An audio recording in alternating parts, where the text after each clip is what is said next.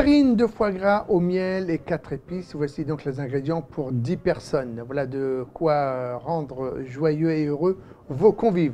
Nous allons donc utiliser un verre de vin blanc sucré type Montbazillac ou Sauterne, 2 cuillères à soupe de miel liquide, mélange 4 épices, du poivre du moulin, du sel, et puis l'élément principal quand même, c'est nos 2 foies de canard entiers.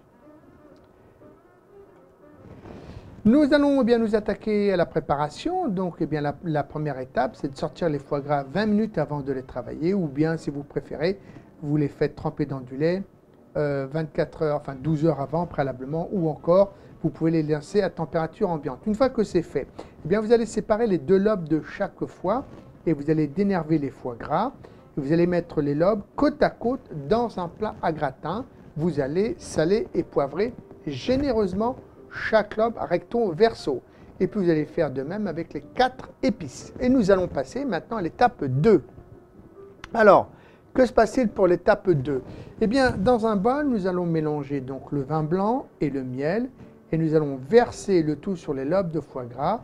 On va couvrir le plat d'un film alimentaire et nous allons le mettre au réfrigérateur. Ça, vous pouvez le faire la veille. Nous passons maintenant à l'étape numéro 3.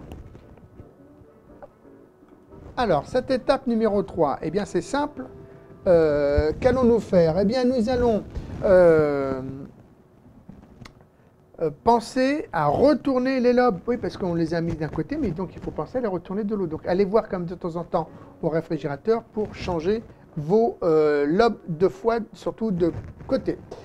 Puis, nous arrivons finalement à l'étape 4, c'est-à-dire qu'au bout de 24 heures de macération, vous allez mettre les lobes dans une terrine, vous allez les tasser un peu, c'est normal, et puis vous allez les mettre à cuire au four, au bain-marie, vous connaissez le principe, donc un plat haut, votre terrine intérieure, un autre plat qui vient jusqu'au milieu de votre terrine, et vous allez le faire cuire tranquillement à environ 40 minutes. Si vous l'aimez mi-cuit, il est préférable de le faire 35 minutes. Comment savons-nous que le foie gras est cuit? Eh bien, lorsque la pointe du couteau est lisse, c'est prêt. C'est exactement comme une tarte ou comme un flan, etc. Et maintenant, eh bien, on va le sortir, on va le laisser refroidir. Une fois qu'il sera à température ambiante, eh bien, on va le réserver au réfrigérateur. Nous arrivons à l'étape 5. Eh bien, l'étape 5, c'est celle finalement que nous attendons tous avec impatience, puisque c'est celle où nous allons déguster ce fameux foie gras au miel et épices. Eh bien, on va le servir avec un bon pain de campagne ou avec un pain brioché, ou alors, pour ceux qui préfèrent, eh bien, vous pouvez prendre du pain d'épices.